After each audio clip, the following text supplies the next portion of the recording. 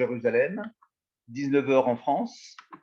Et c'est l'occasion de dire bonsoir à tous, parce que moi, je ne pourrais pas vous dire bonsoir individuellement, parce que je reconnais quelques têtes, mais pas autant que notre invité, Michel Kishka, le célèbre caricaturiste belge, mais surtout israélien depuis de très nombreuses années.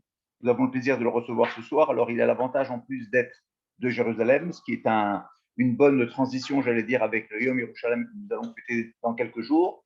Donc, on se parle en voisin, mais on vous parle à travers vous en France, mais aussi un public franco-israélien, puisque je reconnais quelques personnes aussi qui nous écoutent d'Israël. Voilà, Michel a écrit plusieurs ouvrages, plusieurs livres de différentes, j'allais dire, de différentes compositions, des livres historiques sur sa famille, des livres évidemment énormément de bandes dessinées. Et ce soir, il vient nous parler de son livre qui s'appelle Falafel avec du piquant, c'est ça? Sauce piquante. Sauce piquante, voilà. Oui. C'est une note, une touche tout à fait israélienne. Et je crois que de la part d'un caricaturiste, je ne sais pas comment on dit d'ailleurs en français, belge, c'est un sacré défi. Et je crois que c'est le plus israélien en fin de compte des Belges que nous ayons, parce que je crois qu'il a peint, pour moi qui connais une grande partie de ces caricatures, la société israélienne à travers toutes ses compositions, à travers toutes ses tribus, à travers toutes ses particularités les plus petites. Et vous verrez, je crois, j'espère, à travers les différentes planches qu'il va nous présenter ce soir, une partie importante qui va nous brancher sur la vie israélienne. Je le remercie et je vous souhaite une bonne soirée. Comme d'habitude, je rappelle que ce programme vous est présenté par l'Organisation sioniste mondiale avec mon ami Naftali Lévy et Yasmine Manaim Cohen de Paris. Le programme est de la même façon, à part le mien, les micros seront fermés, celui de Michel évidemment. Vous pourrez poser vos questions sur le chat qui seront présentées à Michel soit tout au long de la présentation, soit en fin de présentation pour ne pas l'interrompre, en fonction de vos questions. Voilà. Merci à vous tous et merci surtout à Michel d'avoir accepté notre invitation. D'accord. Merci beaucoup pour la présentation. Et j'ai vu que mon ami Didier Passamonique était rentré sur le Zoom, alors je lui dis un petit bonjour.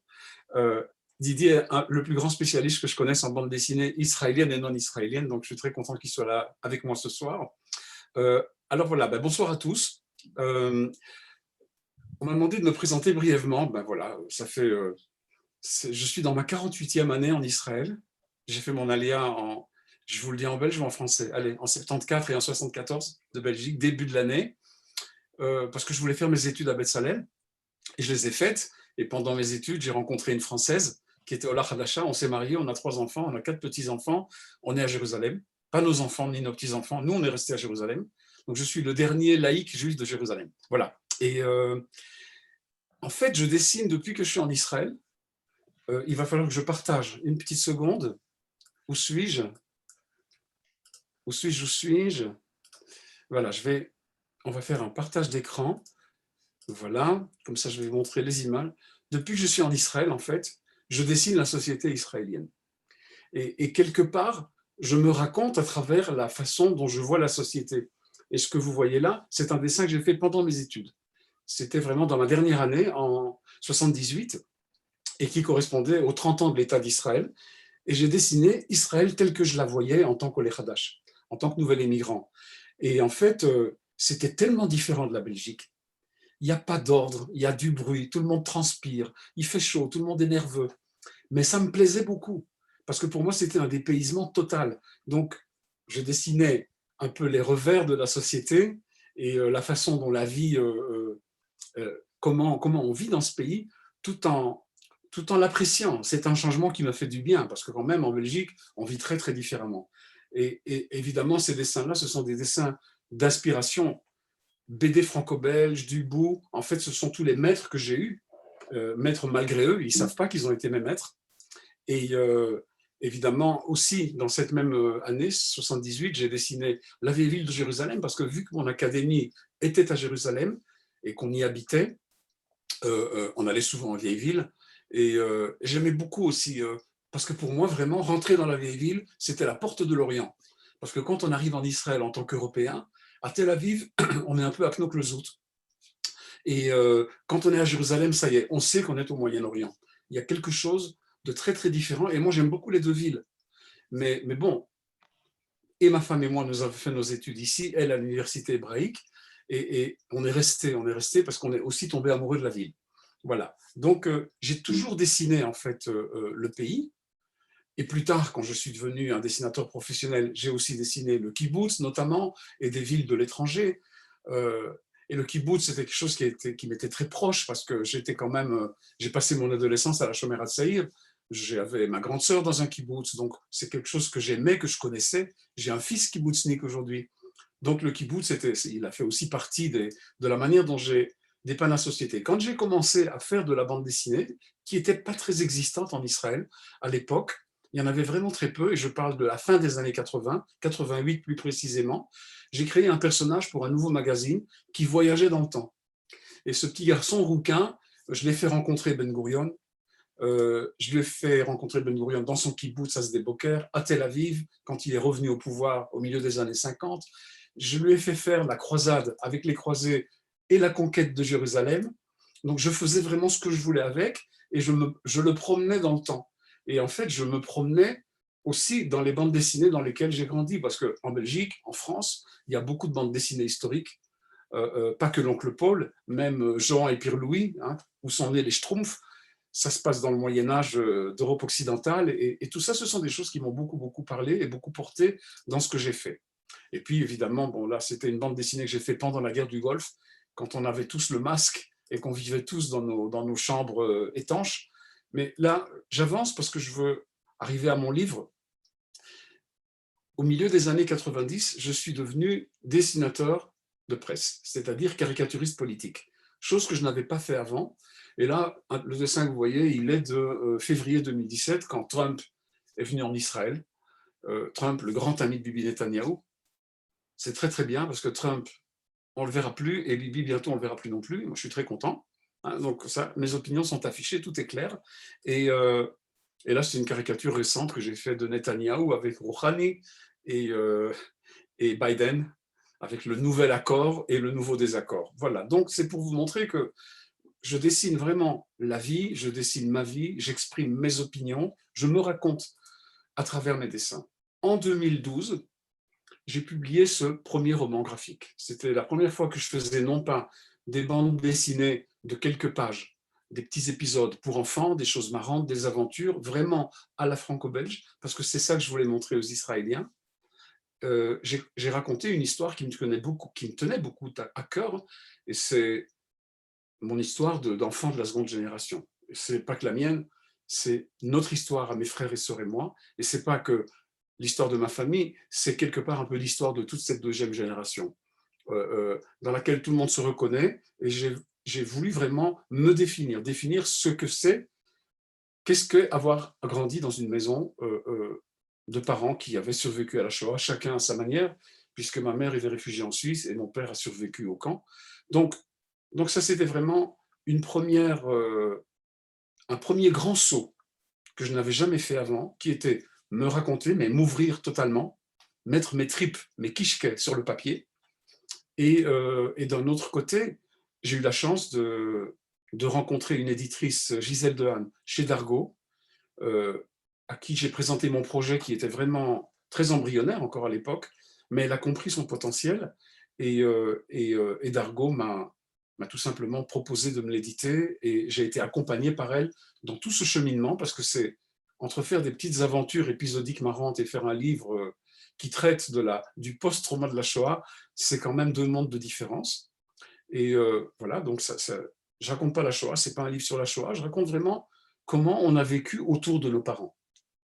Et de quelle manière ça nous a affectés, et qu'est-ce qui caractérise tous les gens de ma génération, quelque part. Et puis, je suis arrivé à un moment dans le livre, un moment où le lecteur voit que, en bas de la page de gauche, je suis en train d'étudier l'architecture à Liège, et en haut de la page de droite, je viens de finir mes études aux Beaux-Arts à Jérusalem. Il y a 4 ans et demi qui séparent ces deux images. Parce qu'à ce moment-là, j'ai eu un dilemme que j'ai immédiatement résolu.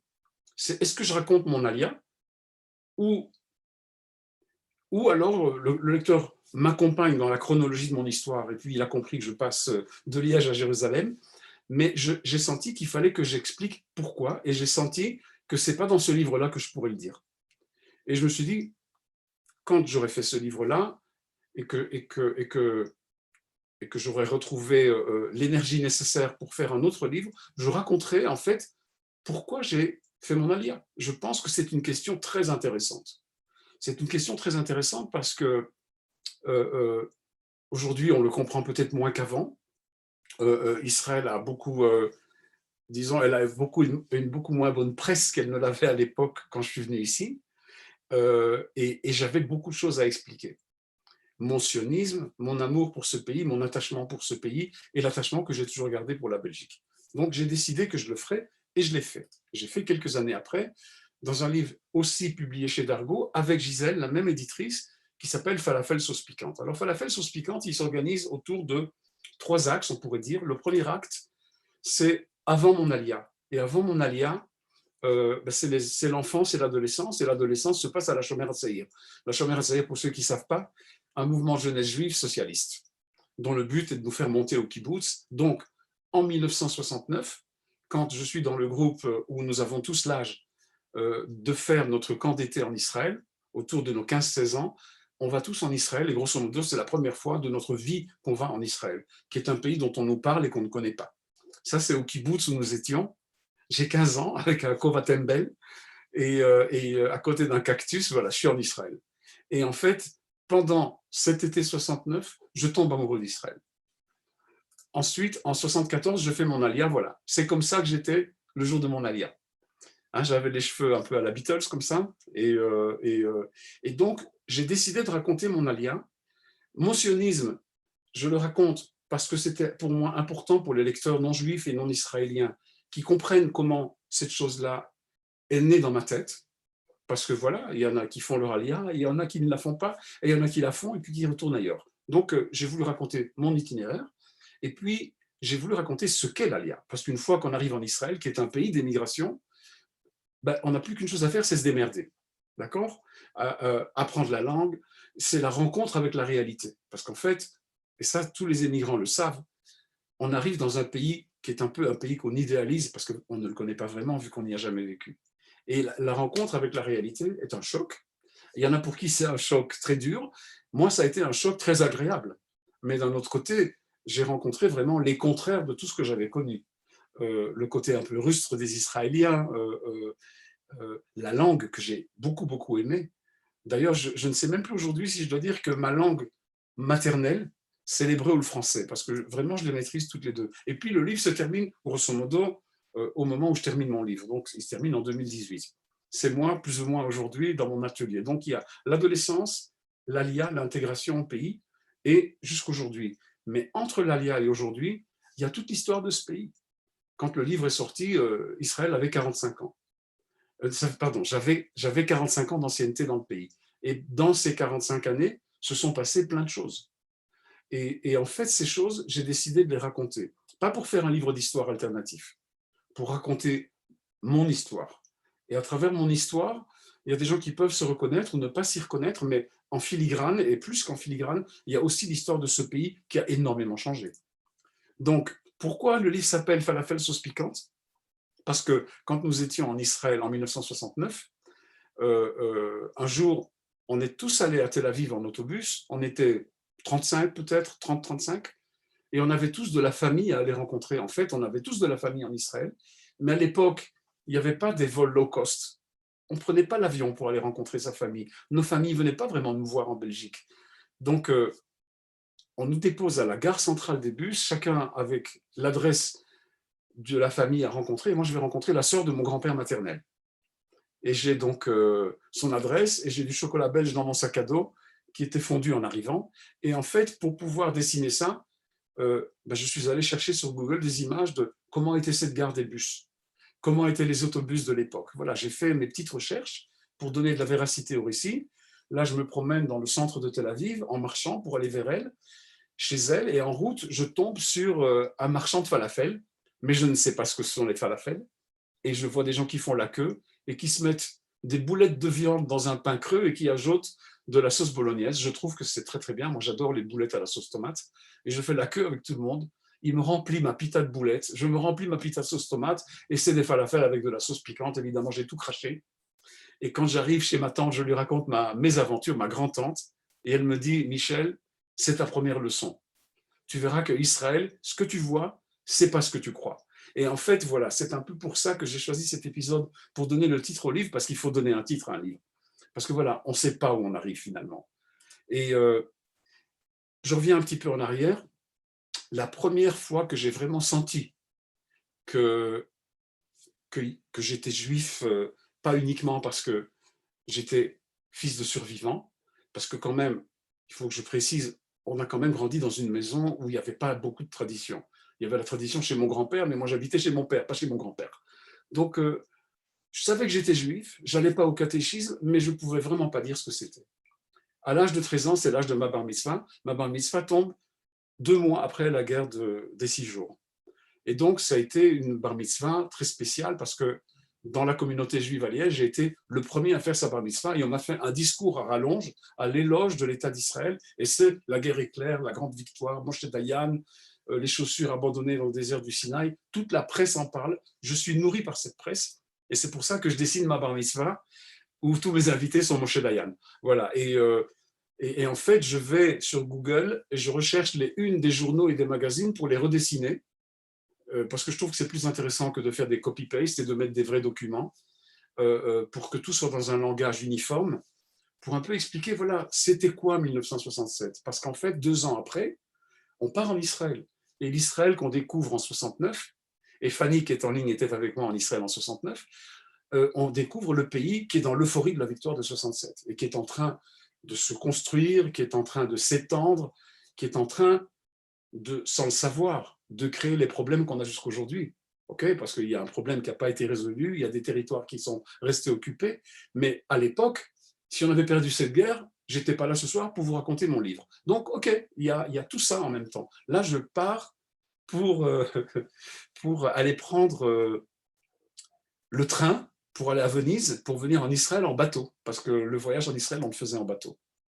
Je dis au revoir à mes parents, et on est sur un Apollonia, qui est un bateau, on pensait qu'on allait, comme les migrants d'aujourd'hui, toucher le fond de la Méditerranée, qu'on n'arriverait jamais, et on arrive en Israël, et là, je suis au kibbutz, et vous voyez, ce dessin, je l'ai fait d'après la photo. Donc vraiment, je me sers de tous ces documents, et j'ai reçu en cadeau, parce que j'ai eu mon anniversaire de 15 ans quand j'étais en Israël, donc mon cadeau, je l'ai eu avant de partir, ça a été un Kodak Instamatic. C'était mon premier appareil photo. Aujourd'hui, à 6 ans, tout le monde a un iPhone avec un appareil photo dans la poche. Moi, à 15 ans, j'ai mon premier appareil et j'ai quelques photos de mauvaise qualité, mais qui pour moi ont été vraiment comment on dit milestone en français, qui ont été des jalons pour, accrocher mon récit à des images et pas uniquement à des souvenirs que j'ai en tête. Et voilà, là, on visite le pays. On a travaillé pendant 3 semaines dans un kibbutz. On a fait la cueillette des poires. Et après, on a visité le pays du nord au sud et d'est en ouest. Et là, voilà, on visite et le tombeau de Herzl, et les lieux saints de l'islam, et le mur, et Yad Vashem. Donc, c'est vraiment, c'est grosso modo tout ce qui représente pour moi ce qu'est être juif. Je raconte un peu cette expérience du kibbutz. Dans la case du milieu, je découvre qu'il y a à la salle à manger un robinet avec de l'eau gazeuse. J'avais jamais vu ça en Belgique. Et je me sers en eau gazeuse en disant, je raconterai ça aux copains à la rentrée des classes. Ça a été aussi mon premier amour de vacances, mon premier baiser là-bas, donc j'en parle. Donc Israël est lié aussi à ça. Donc ça a même été une expérience, appelons ça émotionnelle, érotique. Voilà. Et tout ça, je le dessine d'après des photos que je suis allé chercher sur Google parce que quand on allait cueillir les poires à 5 heures du matin, je ne prenais pas mon appareil photo avec moi, j'avais droit à 100 photos. J'avais reçu 3 films de 36 photos. C'était le budget qu'on m'avait. Donc, je ne pouvais pas gaspiller des photos. Donc, c'est vrai, il y a Google et ça permet de faire plein de choses. Et puis, en faisant mon livre, à l'époque, je ne m'en étais pas rendu compte, quand j'étais en 69 en Israël, je réalise que la première fois que j'ai posé le pied sur le sol d'Israël, c'était grosso modo en même temps, au mois de juillet 69, où Neil Armstrong le posait sur la Lune. Donc, chacun sa Lune, voilà. Chacun son premier pas quelque part. Et puis, on est reparti en avion. C'était la première fois que je prenais l'avion, un avion d'El Al, waouh, avec des hôtesses qui parlaient hébreu, waouh, c'était quelque chose. Et j'ai demandé à quelqu'un de me photographier en haut de l'escalier juste avant de monter dans l'avion. Et en fait, les quelques photos que j'avais, je les ai collées dans un album. Et à la dernière page de mon album, il y a ça. C'est moi. Et je dis, Israël, tu fus formidable. Jamais je ne t'oublierai. Jamais, shalom. et en bas, j'écris « Mais un jour, j'y retournerai ». Et pour moi, quand j'ai écrit ça, ça voulait dire pas que j'y retournerai en vacances, que j'y retournerai, que la loi du retour, elle allait être bonne pour moi. Voilà. Cette même année, 69, c'est l'année où ma sœur prépare son alia. Hana prépare son alia, et on en parle, et puis voilà, on part à l'aéroport de Zaventem, et on lui dit au revoir, et voilà, on a une sœur, une grande sœur dans un kibbutz, au kibbutz Revadim, et la voie est ouverte. La voie est ouverte à... Mes parents sont des sionistes passifs, c'est-à-dire leurs enfants partent et eux restent. Mais c'est très bien aussi, c'est très très bien. Il ne faut pas que tous les juifs viennent, hein. Une partie, c'est déjà pas mal. Et puis bon, pour dessiner, je rigole, hein, pour dessiner en fait l'époque, je mets des posters de mai 68 qui restent collés au mur, bien qu'on soit en 69. Il y a un passant qui lit la Meuse, et Standard a écrasé Anderlecht 1-0. Donc je m'amuse beaucoup à dessiner un peu ma petite Belgique de l'époque. Et ces affiches qu'il y a au mur, ben, je les ai faites d'après des affiches que je suis allé pêcher sur Google. Donc je veux vraiment mettre le lecteur dans le contexte. En 72, mon père, qui était un ennemi juré de la télévision, finalement en achète, et pas n'importe laquelle, une Telefunken en couleur. Et donc, on a droit au massacre de l'équipe olympique israélienne en direct. En fait, c'est la première fois que j'ai la télévision à la maison, et je vois ça, et c'est vrai que entre le fait que ma sœur soit en Israël, et aussi entre le fait qu'en 72, il y ait cet attentat, il y a quand même quelque chose qui est en train de travailler en moi. Voilà, ça c'est la photo célèbre de Septembre Noir au balcon. En 73, je commence mes études d'architecture. Je ne voulais pas étudier l'architecture, je voulais faire de la bande dessinée. Et tous les adultes responsables, entre guillemets évidemment responsables, me disent faut que tu aies un métier, la bande dessinée, ce n'est pas un métier. C'est vrai qu'à l'époque, ce n'était pas un métier aussi accessible et aussi évident qu'aujourd'hui. Donc je décide de faire un métier qui va me donner un diplôme, et qu'un jour, quand j'aurai mon diplôme, je partirai en Israël. Donc je décide l'architecture, j'ai un oncle architecte, j'ai l'impression que c'est un métier de création où je peux trouver mon bonheur, mais en fait, quand l'année commence, éclate la guerre de Kippour. Et là, je me retrouve à faire des plans, à dessiner, à faire du dessin technique, mais je suis déjà plus là. Ma tête, elle est en Israël. Mon cœur est en Israël. Mon corps est en Belgique. Parce que j'ai mes anciens moniteurs au mouvement de jeunesse, j'ai mon beau-frère, j'ai mon cousin. Ils sont tous mobilisés. Tout Israël est mobilisé. Un de mes moniteurs est prisonnier en Égypte. Mon cousin est blessé sur le front syrien. Je ne tiens plus en place. Il y a quelque chose qui me fait réagir d'une façon très forte. Et en fait, j'essaye de pouvoir arriver en Israël comme volontaire. Mais bon, Israël n'a pas besoin de volontaires, il a besoin de réservistes. Moi, je ne suis pas réserviste encore. Et finalement, je pars voir ma sœur en décembre, et pendant que je suis chez elle, je décide qu'en rentrant en Belgique, j'annonce à mes parents que je fais mon alia maintenant, parce que j'ai découvert qu'il y a une académie à Jérusalem et que mes études, je peux très bien les faire en Israël. Et mes parents ne s'y opposent pas. Et je pense que le fait que ma grande sœur soit déjà en Israël, ça leur a permis d'avaler, de laisser passer la Valda, parce que c'est pas évident. On est 4 enfants, et coup sur coup, il y en a 2 qui quittent la maison, très jeunes, j'avais même pas 20 ans. Et en fait, je dessine mon arrivée. Et mon arrivée à l'aéroport de Lod, c'était pas encore Ben Gurion à l'époque. Je monte au premier étage du ministère de l'intégration, et je reçois ma carte des migrants, ma Teudat Olé. Et il veut déjà m'hébraïser mon nom, je dis, il n'en est pas question. Et en fait, quand je prends le taxi pour aller à Tel Aviv, où je vais rejoindre ma sœur dans un premier temps, je parle avec le conducteur en anglais. J'ai quand même appris l'anglais au lycée. Et lui m'annonce qu'il quitte ce foutu pays, parce que la guerre de Kippour a été le début d'une vague de Yérida, c'est-à-dire d'une vague d'Israéliens déçus par ce qui se passait, ne voyant pas leur avenir, surtout ceux qui avaient déjà fait la guerre des 6 jours et qui maintenant venaient de faire la guerre de Kippour, qui a presque été une catastrophe pour Israël. Donc moi j'arrive et lui il part. Donc je dessine un peu à travers cette simple case, j'explique un peu ce qui est en train de se passer dans la société, qui est en train de changer. Et je reviens en arrière, vous voyez, au mur, il y a une affiche. Je me souvenais de cette affiche et je suis parvenu à la retrouver. J'ai beaucoup cherché, mais je l'ai retrouvée. C'était une affiche du ministère de l'émigration et de l'absorption. Ce sont des chardons, il y en a en Israël, beaucoup comme ça. On ne vous a pas promis un jardin de roses. Voilà, ça c'est la propagande de l'agence juive pour vous faire venir en Israël. Arrivez et démerdez-vous. Et je vous préviens, ça pique. Voilà, donc je trouvais que c'était trop marrant. Je ne sais pas quel est le copywriter qui a fait ça. Hein. Il a d'abord été très honnête, mais je ne pense pas que c'est ça qui a fait venir les gens en Israël.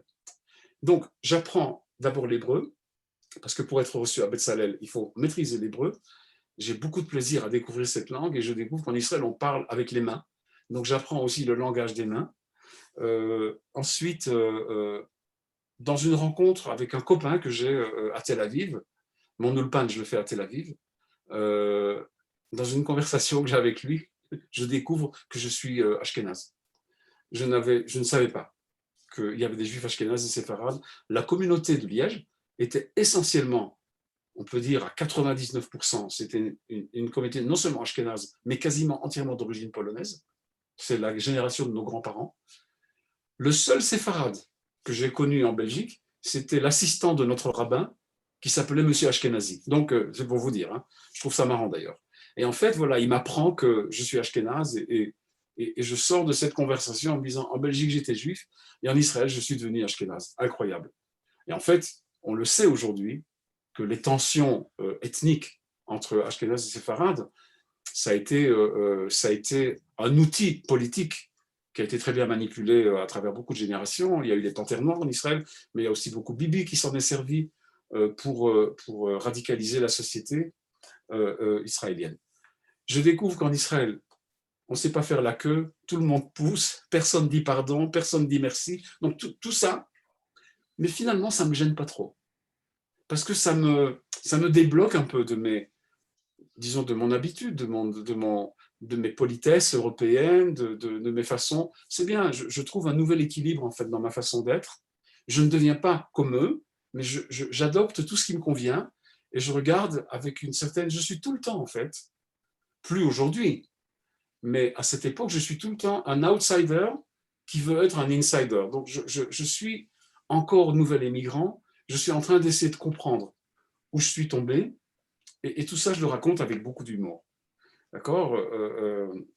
Ensuite, bon, c'est plus ou moins la même chose. Là, il y a une page que j'aime beaucoup dans le livre où je raconte en fait que petit à petit, de Belge, je commence à devenir petit à petit israélien. Donc, je prends quelques œuvres célèbres de Magritte, et par exemple, la célèbre pomme verte dans la pièce, la pomme géante, ben, c'est devenu un falafel, d'accord. Et ceci n'est pas une pipe, c'est un parapluie, et je dis qu'en Israël, en Belgique, on sort tous les jours avec un parapluie, même en été. En Israël, il n'en faut jamais. Voilà, donc je m'amuse à faire comme ça, à comparer des images pour un peu raconter par l'image aussi, et pas uniquement par les mots.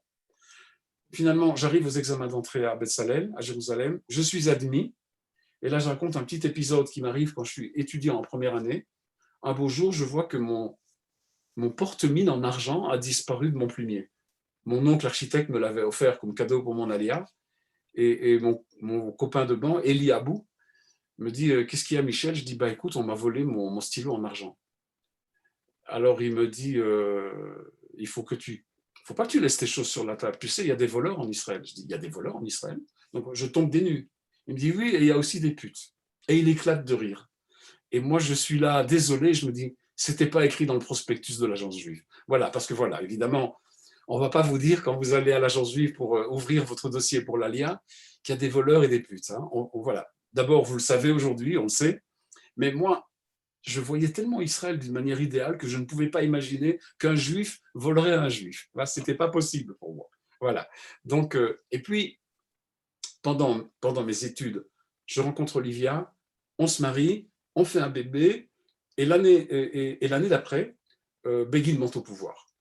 Donc, on a vu en direct la rencontre Begin-Sadat à la télévision, chez une grand-tante à Olivia, à Tel Aviv. On n'avait pas la télé. C'est un changement dont je ne mesure pas on est encore trop nouveau dans ce pays. Pour moi, Likoud, travailliste, je ne connaissais pas très bien la différence. On l'a appris. Et puis le mouvement pour la paix maintenant est créé, et presque naturellement finalement, puisque j'ai été éduqué à la Shomer HaTzaïr, je rejoins ce mouvement, et Olivia aussi, qui elle est très très militante.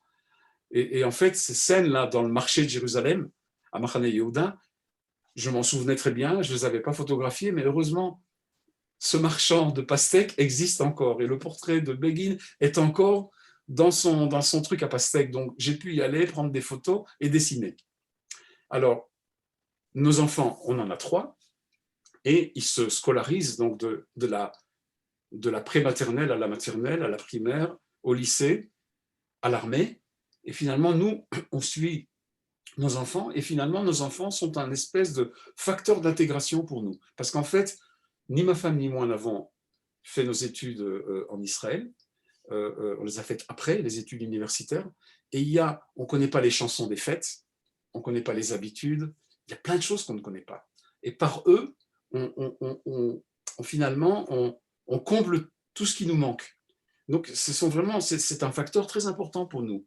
Mais d'un autre côté, étant donné que notre fils aîné, David, n'a été dans une garderie qu'à l'âge de 2 ans et demi, pendant les 2 premières années et demie de sa vie, il a entendu que le français.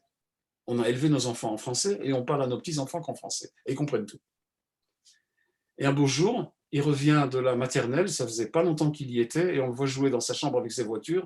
Et ma femme me dit, dis-moi si tu entends ce que j'entends. Et en fait, il est en train de jouer avec ses voitures, et il dit Benzona, Benzona, Benzona, ce qui veut dire fils de pute. On se regarde, on tombe des nues, et le soir, à table, au repas, Olivia me dit, il va falloir que tu ailles trouver la responsable et que tu lui dises ce qu'il a appris chez elle. Et dis-lui bien qu'on ne parle qu'en français, que ça ne vient pas de chez nous. Donc le lendemain, je vais chercher David et je dis, je ne me souviens plus comment elle s'appelle, Hannah ou autre chose, et elle me dit, et vous lui parlez qu'en français? Elle me dit, c'est formidable. Ça veut dire qu'il s'est merveilleusement adapté. Donc pour elle, qu'un petit garçon de 2 ans dise déjà fils de pute, ça veut dire qu'il s'est très bien intégré à la société, qu'il a tout compris. C'est pas qu'il parle grossièrement. Voilà, il y a quelque chose, voilà, qui j'ai trouvé que c'était marrant de le raconter. Et tout ça, ce sont vraiment des petites choses qui nous arrivent à nous et qui arrivent peut-être pas aux autres. Je raconte aussi mon service militaire. Je suis un héros. J'ai dessiné sur les murs d'une base pendant 3 mois. Voilà. Ça a été vraiment mon service militaire héroïque. Mais en 1982, je suis déjà réserviste. Éclate la guerre du Liban numéro 1. Et là, j'arrive, on pourrait dire, dans le passage du livre 82. Ma femme a fait son alliance en 73, moi en 74. On est déjà israéliens.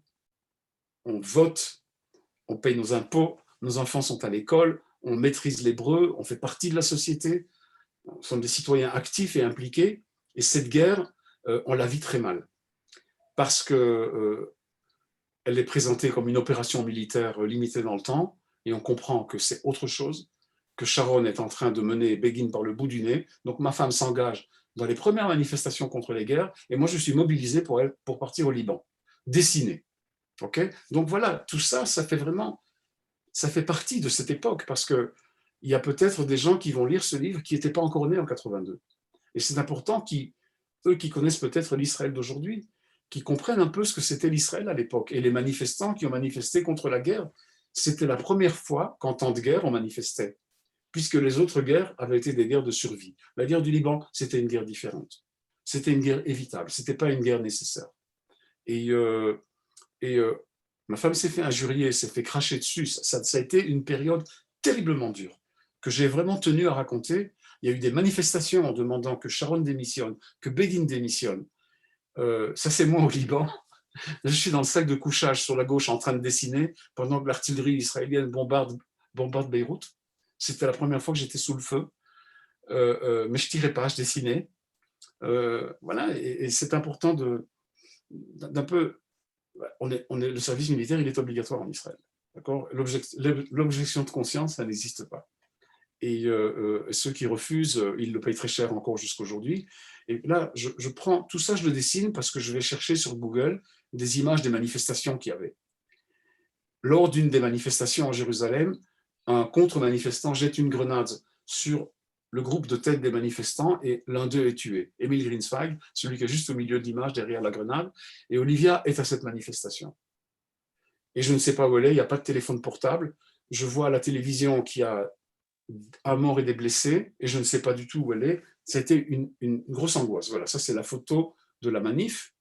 Donc tout ça, je le raconte pour un petit peu poser quelque part, poser les choses de façon nette sur notre trajectoire à nous, de notre famille à nous. Et voilà, il y a en Israël, il y a des gens qui étaient pour, il y a des gens qui étaient contre. Nous, on était parmi ceux qui étaient contre, et ça se paye cher quand même. D'un autre côté, c'est une démocratie. Et puis, je parle des 12 années où nos 3 fils se sont succédés les uns après les autres à l'armée, qui ont été des années pas faciles. Et j'ai voulu le raconter, et j'ai beaucoup voulu le raconter aux non-israéliens, dans la mesure où, vu qu'Israël a une tellement mauvaise presse et que Tsahal a une mauvaise presse, j'ai voulu expliquer que je suis sioniste, je suis de gauche, et je suis fier que mes fils soient à l'armée. Je suis fier qu'ils servent leur pays. Et je suis opposé à la politique qu'ils sont obligés de servir. Et mes enfants aussi, mais eux n'ont pas le choix. Moi, j'ai le choix, je peux manifester. Donc, on a des enfants à l'armée et on fait tout pour les soutenir moralement et psychologiquement et leur donner tout ce dont ils ont besoin. Et d'un autre côté, on manifeste dans les rues de Jérusalem et de Tel Aviv pendant qu'ils sont sur les champs de bataille ou dans les territoires occupés. Donc, tout ça, c'était une chose que je pensais qu'il était très important de raconter. Un épisode très joli, c'est quand notre fils aîné est devenu officier. C'était la première fois dans l'histoire des Kishka qu'un Kishka devenait officier à Tsahal, d'accord? Donc c'était quand même quelque chose. Et mon père et mon beau-père sont venus pour assister à la cérémonie. Mon père, un survivant des camps, mon beau-père, Joseph Alfandari, qui a quitté la France pendant la guerre pour rejoindre l'Afrique du Nord et pour se porter volontaire dans les bataillons grecs de l'armée britannique. Et il a participé au débarquement d'Italie. Donc, j'ai mon fils qui est officier dans Tsahal, un Tsabar qui est né en Israël, qui a un père survivant de la Shoah, un grand-père, et un grand-père qui est un ancien combattant. Et il y a une espèce de boucle incroyable qui nous rejoint tous, et entre les épaules de mon père et de mon beau-père, il y a ma femme et moi, fiers et émus. Voilà, c'est ça. Voilà. Il faut que les gens qui ne connaissent pas la réalité la connaissent. Là, je saute, j'arrive à la manifestation où Rabin a été assassiné. D'accord? Donc, c'était le 4 novembre 1995.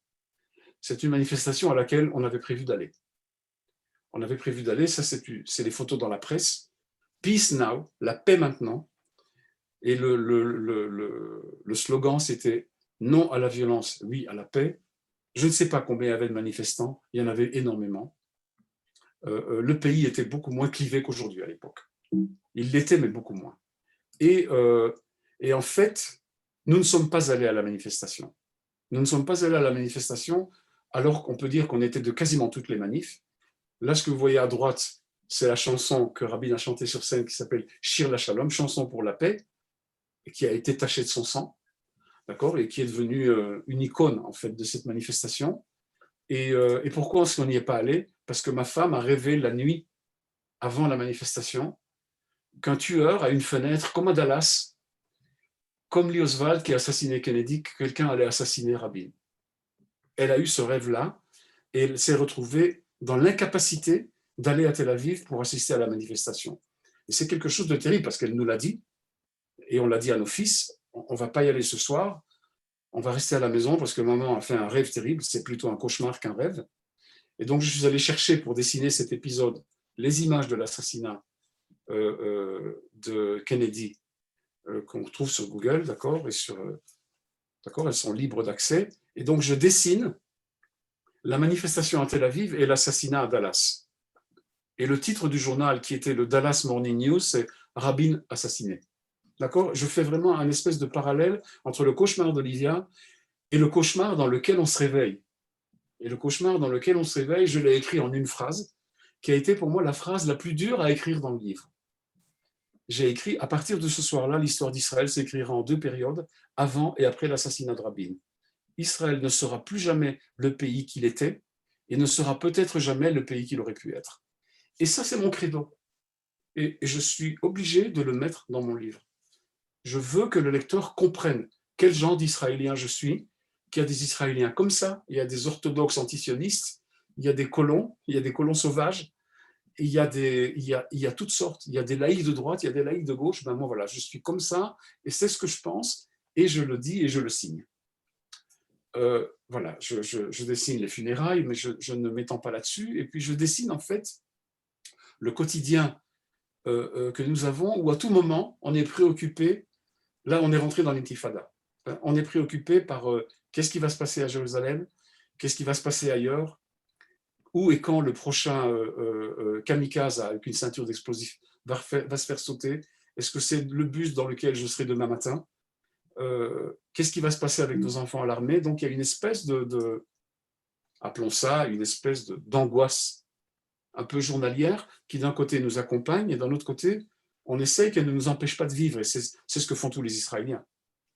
Et puis, je raconte un épisode marrant, c'est que à deux reprises, on nous a lancé une pierre sur la voiture, une fois dans un village arabe et une fois dans un quartier orthodoxe. Donc, je dis, ma voiture, elle est parfaite. On est ex aequo. J'ai reçu une pierre d'un juif et une pierre d'un arabe. Je suis parfait. Et en fait, je vais chez mon carrossier le dimanche matin après avoir... heureusement, on n'a pas les vitres qui ont sauté. Et mon garagiste se moque de moi. Et je lui dis, pourquoi tu ris? Il me dit, à vous les gauchistes, non seulement vous avez des voitures pourries, mais en plus on vous balance des pierres de tous les côtés. Voilà, donc je trouve ça marrant de le raconter comme ça. Et puis, un peu moins marrant, je raconte les attentats dans ma ville, sous nos fenêtres, à Jérusalem. Là, c'est Kikar Tzion. Et la rue principale, c'est la rue Yafo. C'est vraiment la rue qui va de l'entrée de la ville à la porte de Jaffa. Et on entend les bombes résonner dans la ville. Et des fois, c'est quasiment sous nos fenêtres, avec les fenêtres qui tremblent. Donc, ça a été une période très dure, la période de l'intifada. D'accord? Elle a été très dure pour nous et très dure pour les Palestiniens. D'accord? Et voilà, un jour, après un attentat terrible, je suis allé au bar où on avait l'habitude d'aller, mais le lendemain des attentats, c'était désert. Il y avait 3-4 personnes, alors que d'habitude, c'était plein. Et le tenancier du bar m'a donné quelques bons alcools à boire, il m'a donné du papier et j'ai dessiné des caricatures que je ne me permets jamais de faire. Quand je suis à l'antenne, je dessinais en direct à la télévision le matin, mais je dessinais en sachant quelles étaient les limites de ma responsabilité, alors que là, je me suis complètement lâché. En plus, j'étais saoul et j'ai vraiment fait des trucs vraiment plus extrêmes que ce que j'ai l'habitude de faire. Et une semaine après, quand je retourne au café, je réalise qu'il les a tous encadrés et qu'ils sont accrochés dans les chiottes. Que tous ceux qui vont aux toilettes dans son café peuvent voir mes caricatures. Voilà, c'est aussi quelque chose qui raconte mon métier, quelque part. Je raconte une anecdote très marrante qui a vraiment eu lieu. La première année où il y a eu le Gay Pride à Jérusalem, c'était en juillet 2002, et c'était pas joué d'avance. Gay Pride à Jérusalem, il y a déjà eu un assassinat. Ça ne s'est pas toujours passé très calmement. La première année, ça s'est passé calmement. Mais la ville était complètement fermée, elle était bouclée de partout. Et quand la manifestation s'est terminée, puisque c'était un vendredi et que ça allait être Shabbat, je suis allé me promener en vieille ville avec Olivia. Porte de Jaffa, le marchand de Beigele, qui regardait la télévision le matin et me voyait dessiner, m'appelle de loin. Et il me dit, viens, t'es de la télévision, viens, j'ai un scoop pour toi. Je dis, ah bon, quel scoop? Alors il m'emballe un Beigele qui m'offre en cadeau, il me dit, j'ai la preuve que la paix est proche. Et je dis, ah bon, raconte. Il dit, ben voilà, ce matin, tes orthodoxes, donc les orthodoxes de Meacharim, sont venus se mettre d'accord avec mes orthodoxes, les imams de la vieille ville, pour manifester contre les homos. Je dis, et alors? Je dis, c'est bien la preuve qu'on peut s'entendre. Et il me l'a dit, cette phrase-là. D'accord? C'est pas moi qui l'invente. Ma femme était avec moi et, et je trouve que c'est la réalité israélienne. Parce qu'il y a une chose que les gens qui ne vivent pas ici ne savent pas. Il y a un beau terme en français, c'est le vivre ensemble. En Israël, malgré tout ce qui se passe, il y a aussi un vivre ensemble. Il y a quand même 5 villes qui sont des villes mixtes. Il y a Haïfa, Yafo, Jérusalem, Saint-Jean d'Acre, et j'oublie peut-être la 5e. Voilà, je vis dans le quotidien à Jérusalem. Je croise autant d'Arabes que de Juifs, ça dépend un peu où je suis.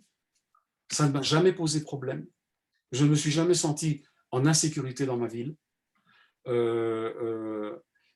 Donc, il y a quelque chose que j'ai voulu un peu transmettre à travers ça. Évidemment, on arrive dans la... Ça, c'est la période de l'intifada, c'est quand même de 2000 à 2005, ce sont 5 années terribles. Et je prends donc des photos. En haut à gauche, c'est le bus dans lequel un couple de nos meilleurs amis ont perdu leur fils qui était soldat. Et en fait, je me dessine dans mon quotidien de dessinateur, seul devant ma feuille blanche, avec mes pinceaux et mes crayons, et j'essaye de me disconnecter, de me déconnecter de ce qui se passe dehors. Et ce qui se passe dehors, c'est que ça explose de partout, et qu'on n'en voit pas la fin. Donc je raconte un peu voilà, cette espèce de devoir que j'ai de continuer à travailler. Je fais des livres d'enfants, je fais des bandes dessinées marrantes pour les gosses. Donc voilà, la réalité, il ne faut pas qu'elle m'empêche de continuer à faire mon métier. Et puis je me dessine avec ma femme à travers les années, en passant beaucoup de nuits où on dort très mal, et pour m'endormir, je compte les moutons qui sautent le mur de séparation. Voilà, j'ai fait beaucoup d'images aussi qui sont des images presque poétiques. Voilà, je suis membre de Cartooning for Peace, j'ai un collègue à Ramallah, j'ai un collègue à Jérusalem-Est, et je raconte un peu mon relationnel avec mes collègues. C'est très intéressant aussi parce que le conflit et l'intifada ne parviennent pas à faire de nous des ennemis. Parce que je pense que les dessinateurs, d'une manière générale, d'abord, ce sont des gens dont l'arme est un crayon, donc on ne tue personne, on a envie de tuer personne, et on a tous plus ou moins un même but, c'est d'être un contre-pouvoir actif et de trouver des solutions à notre conflit. Donc, je le rencontre, je vais à Jérusalem-Est, là où il est né, il me fait rencontrer sa famille. Donc, c'est une relation très belle. Et puis, à un moment donné, j'arrive à la fin. Je raconte un peu tous les types de juifs qu'on peut rencontrer dans cette ville. C'est pas que dans cette ville, mais disons à Jérusalem, il y a quand même un gros pourcentage. Toutes les kippas qui existent, elles existent à Jérusalem. Donc, je dis, voilà, il y a la kippa standard, qui sont des juifs nationalistes de droite. Pas tous sont de droite, d'ailleurs. J'ai un ami qui est kippa, nationaliste, mais de gauche, et il m'a dit, tu aurais dû dire qu'il y a aussi des gens de gauche. Je dis, oui, vous êtes tellement minoritaire que je ne l'ai pas dit. Et puis, il y a ces colons sauvages qui ont des kippas plus grandes. Et puis, il y a tout ce monde de la pègre, que dès qu'ils sont menés en justice, ils mettent une kippa sur la tête comme si ça leur donnait une auréole de sainteté, alors que ce sont tout simplement des crapules. Il y a ceux de Breslev qui dansent dans les rues, qui font du trance et qui essaient de convertir, entre guillemets, d'accord, tout le monde. Il y a les bohèmes, et puis il y a les orthodoxes ashkénazes, il y a les orthodoxes séfarades. Il y a un petit texte, pas méchant, hein, qui accompagne chacun, et puis je me dessine. En fait, c'est moi que j'ai dessiné tout le temps. Hein. Je me suis dessiné quelle gueule j'aurais si j'étais comme eux. Et à la fin, je me dessine tel que je suis aujourd'hui, plus ou moins avec la même chemise d'ailleurs, et je dis, voilà, moi je suis un juif sans kippa. Beaucoup la gardent dans la poche arrière de leurs jeans ou dans la boîte à gants de leur voiture, à tout hasard. Et il y a les anti-religieux. Quant à moi, je n'emporte que dans une synagogue. Je suis juif laïque, juif à 100%, non-croyant et tolérant. Aucun signe extérieur, tout est dans le cœur. Voilà. Donc, j'essaye aussi de dire à travers mes mots que, et ça on le dit souvent en France quand on parle du modèle de la République laïque, qu'il n'y a que la laïcité qui permet la liberté de culte. Et moi, je ne veux pas qu'Israël devienne un État religieux, et d'une certaine manière, je le dis sans faire du militantisme à outrance, avec un certain sourire, mais il y a un vrai danger à ce qu'il le devienne. Je ne m'en cache pas. Et puis, je termine là, en parlant aussi de mon travail d'éducateur, puisque c'est la 38e année que j'enseigne aux Beaux-Arts à Jérusalem. Cet été, je serai à la retraite. Un jour, ça arrive, mais j'arrêterai pas de travailler, hein, mais officiellement, je suis à la retraite. Et là, je raconte un peu les discussions que j'ai avec des étudiants en classe. Notamment, un jour, j'ai un étudiant en kippa dans mon cours de caricature qui me demande comment ça se fait que tous les caricaturistes sont de gauche. Alors, je lui dis, ben, il y a plus de talent à gauche qu'à droite, tu n'es pas au courant? Et alors, il me regarde et je lui dis, non, je te taquine. Je te taquine. Donc, mais j'essaye surtout de leur faire comprendre que moi, je ne suis pas là pour juger leurs idées, mais pour juger leurs dessins. Ils peuvent avoir des idées qui ne correspondent pas du tout aux miennes. Je ne pense pas que j'ai plus raison qu'eux. J'ai juste un peu plus d'expérience, mais je n'ai pas la science infuse. Et je ne suis pas un devin non plus. Et je peux aussi me tromper, mais je suis là pour les aider à exprimer leurs idées, quelles qu'elles soient. Donc je veux qu'ils sachent que dans ma classe, c'est la liberté d'expression. Et c'est la démocratie. Et chacun peut s'exprimer. Et quelqu'un qui exprime une idée que je n'aime pas dans un dessin très bon aura une bonne note. Et quelqu'un qui est de mon camp et qui fait un mauvais dessin aura une mauvaise note. Et je veux que mes étudiants le sachent. Voilà, et ça pour moi c'est très très important. Et puis je raconte que j'ai des étudiants qui ont été victimes d'attentats. J'ai une collègue qui a été poignardée en Ville, j'ai un étudiant qui a été blessé, qui a perdu sa petite amie dans un café à Jérusalem, où un kamikaze s'est fait sauter. Et tout ça, et ces étudiants finalement, ils finissent pour essayer de surmonter leur traumatisme, ils finissent par faire un travail là-dessus. Et moi, je les accompagne dans leur travail. C'est une situation un peu particulière. Et je termine. Là, c'est vraiment les 3 dernières pages du livre, en fait, je suis invité à donner une conférence sur mon livre Deuxième génération dans une des bibliothèques municipales de Jérusalem le soir. Et finalement, ça se prolonge jusque très tard le soir, jusque après 11 heures, parce qu'en fait, cette conférence, je la donne 15 jours après les attentats de Charlie Hebdo. Donc, on est encore en plein mois de janvier 2015. Et quand j'arrive devant cette salle où il n'y a que des adultes, c'est un auditoire d'adultes, beaucoup à Kippa, c'est un quartier un peu religieux, mais light. Je leur dis, écoutez, ce soir, je vais commencer par vous parler de ce qui s'est passé à Charlie Hebdo, parce que bon, personne ne lit Charlie Hebdo à Jérusalem, en Israël, ils ne sont pas francophones, et j'ai voulu un peu leur expliquer que les dessinateurs assassinés, c'est mes amis, et leur montrer des dessins qu'ils ont faits, pour leur montrer que ce n'étaient pas des méchants. C'était juste des gens qui voulaient rire pour se protéger de leurs malheurs, et des malheurs de la société. Et quand on me commande un taxi pour me raccompagner à la maison, le chauffeur arabe me dit et c'était quoi le sujet de ta conférence? Parce que c'est lui qui raccompagne les conférenciers le soir à la maison. Il me dit, j'ai raccompagné des professeurs, des grands docteurs, des historiens. Toi, c'est quoi? Je lui dis, moi, je suis caricaturiste. Et puis, il me dit, dites Charlie Hebdo, je ne sais pas ce que vous en pensez, mais moi, je trouve qu'ils sont allés trop loin. Donc, il y a un petit temps, et puis il me dit, les dessinateurs. Et franchement, ce jour-là, 15 jours après les attentats, j'ai vraiment pas envie de parler de ça avec un conducteur de taxi à minuit à Jérusalem. Arabe ou non, ça n'a aucune importance. Et puis il ajoute, parce que je ne lui réponds pas tout à fait à la question, et là on approche de chez moi, on est près de la cinémathèque, en face de la vieille ville. Il me dit, c'est vrai quoi, ça vous ferait plaisir si je dessinais votre Moïse pissant sur les tables de la loi? Il me l'a dit, dans un hébreu parfait. Et là-dessus, je lui ai répondu, ça ne me ferait sûrement pas plaisir, mais je ne vous tuerai pas à la Kalachnikov à bout portant pour ça. Il a freiné sec, et il m'a dit, voilà, ça c'est ce qu'on dit en arabe. Vous avez raison, je ne voyais pas ça sous cet angle. Et quand il me dépose chez moi, il dit merci Ahmed, c'est ici que j'habite. Et il me dit merci pour cette conversation et à bientôt, Inch'Allah, Inch'Allah. Et puis il me dit et désolé pour vos amis.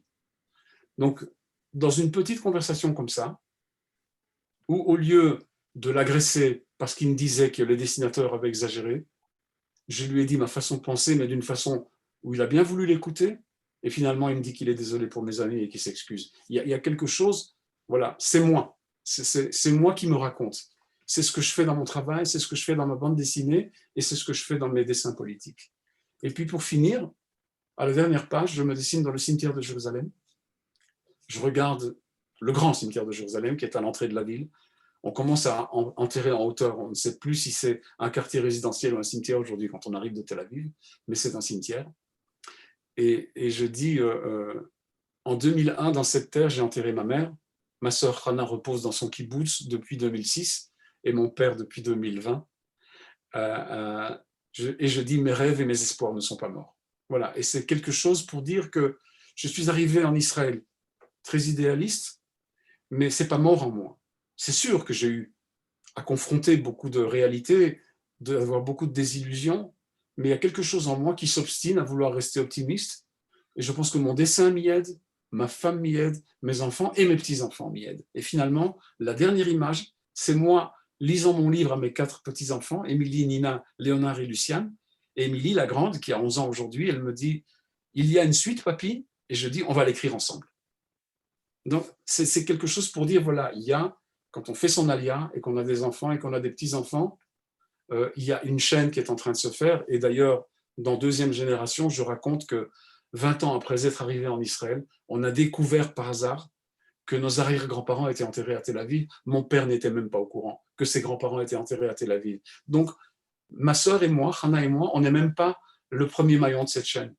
On n'est que la suite de quelque chose qui a commencé en début du XXe siècle, et peut-être même avant aussi. Et voilà, et on est là pour toujours.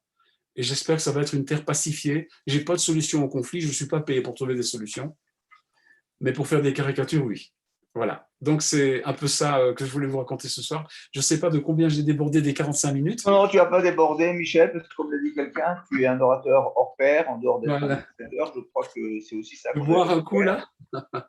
Moi, je n'habite Jérusalem que depuis 42 ans. Évidemment, je n'ai pas forcément, je ne partage pas tout ce que tu as dit au niveau d'une vision, mais en tout cas, c'est très courageux et très honnête de nous avoir donné ta vision de la vie, ta vision de ton vécu, parce que tu as décidé de vivre et de rester vivre à Jérusalem même si tes enfants ont quitté, tes petits-enfants habitent ailleurs, parce que c'est aussi, je crois, une de tes forces pour vivre à l'intérieur de ce conflit qui vit à l'intérieur de toi. Je crois que tu es un homme engagé et tu l'as montré. Je crois que c'est très important pour nos auditeurs de voir que la pluralité des opinions et la richesse, je crois, d'abord ce que des Olympiques peuvent apporter à Israël au niveau de la réflexion, au niveau de la vie, au niveau de l'engagement. Je crois que ça, c'est Oui, important, et quel que soit l'engagement des uns et des autres. Et ce qu'on peut souhaiter à toute personne qui décide demain de faire son aliyah, c'est d'être active dans la société israélienne. Et pour oui, quelqu'un qui est venu de la Chomère, qui est passé par le kibbutz, et pour une formation militante, je crois que c'est tout à ton honneur. On n'a pas eu de questions politiques, et c'est tant mieux, parce que je crois que chacun, ce qu'on a surtout retenu, c'est effectivement cette belle histoire. C'est vrai que c'est 45 ans qui regroupe quasiment tous les grands moments de cette deuxième partie de la vie d'Israël, qui fête ses 73 ans. Beaucoup de points d'interrogation. Je crois que moi, j'étais chalière de la Joie juive, et j'avais au-dessus de mon bureau, effectivement, si vous ne voulez, vous n'avez jamais promis un jardin de roses. Je crois que, bon, je pense qu'il y a des gens qui sont partis en Israël grâce à ça aussi. mhm, Israël, c'est aussi un peu un défi, c'est aussi un challenge. Et beaucoup de jeunes comme toi, comme moi, qui sont partis avant leurs 20 ans en Israël, comme Naftali et comme d'autres qui nous écoutent ce soir, voilà, ce qu'on peut souhaiter, c'est qu'effectivement, Israël ait encore d'autres grands challenges devant eux. Et voilà, on n'a pas tellement de questions. On a surtout des merci. Je crois qu'il faudrait que tu nous dises où est-ce qu'on peut se procurer ton livre. Parce que je n'ai pas trop compris s'il était. J'ai vu des planches en français et en hébreu. Alors, est-ce qu'il est écrit en deux langues? oui. Mes deux livres, je les ai traduits moi-même en hébreu une fois qu'ils ont été publiés en français.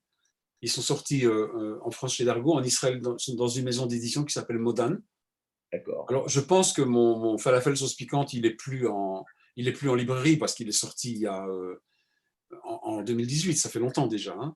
Mais D'accord. il existe, on peut ou le trouver ou le commander, c'est pas compliqué. Et en Israël, il est quand même encore dans les librairies parce que ce sont aussi un peu quelque part deux livres intemporels qu'on peut lire à tout moment. J'en profite pour dire que je travaille sur un troisième livre qui va faire une trilogie en fait. Et ce troisième livre, il va parler de mes engagements. Pourquoi je suis devenu l'homme que je suis en tant que créateur? Qu'est-ce qui a fait? Qu'est-ce qui m'a poussé à faire ce que je fais? Quelles valeurs je défends? C'est aussi une espèce d'introspection, mais étant donné que j'ai raconté mon enfance, mon adolescence, mon alia et ma vie ici, quand j'aurai fini le troisième livre, je n'aurai plus rien à raconter sur moi, tout le monde saura tout. Voilà, et je passerai à autre chose, à d'autres histoires. Bon, j'espère que tu auras l'occasion de jeter un petit coup d'œil sur le chat, où tu Ouais, as je vais l'ouvrir. quelques petites choses personnelles, quelques personnes qui te connaissent et qui te donnent des petits coucous. Je crois que c'est très sympathique, c'est très important.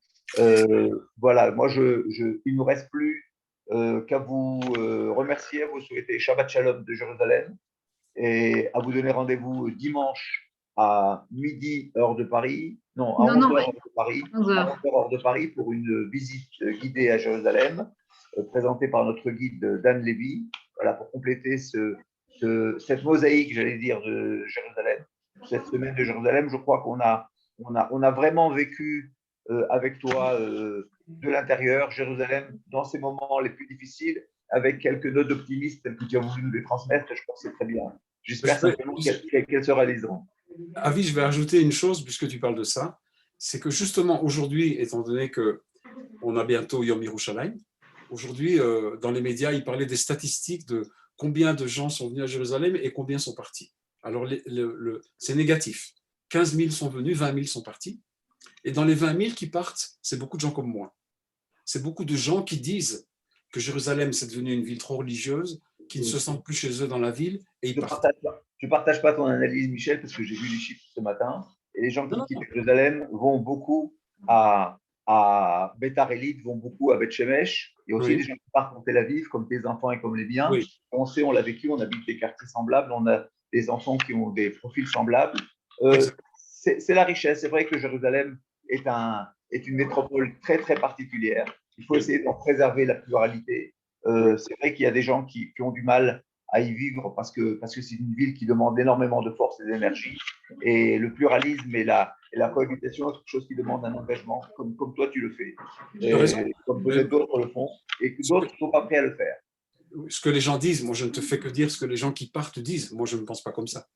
Je ne pense pas comme ça, mais aujourd'hui, si je suis tombé amoureux de ma femme et de Jérusalem en même temps, et on est resté dans cette ville, aujourd'hui, les raisons pour lesquelles je reste, elles sont aussi un peu politiques, dans la mesure où je ne veux pas... Il faut que les gens comme toi restent, il faut que les gens comme toi et d'autres je ne veux pas que ça devienne une ville religieuse. Si Jérusalem devient une ville religieuse, elle meurt. Mais elle deviendra une ville religieuse seulement. Il n'y aura plus d'art, il n'y aura plus de pluralité, ce ne sera plus la même ville. Donc il faut pas que tout le monde parte quand même. Hein, non, bien sûr. Et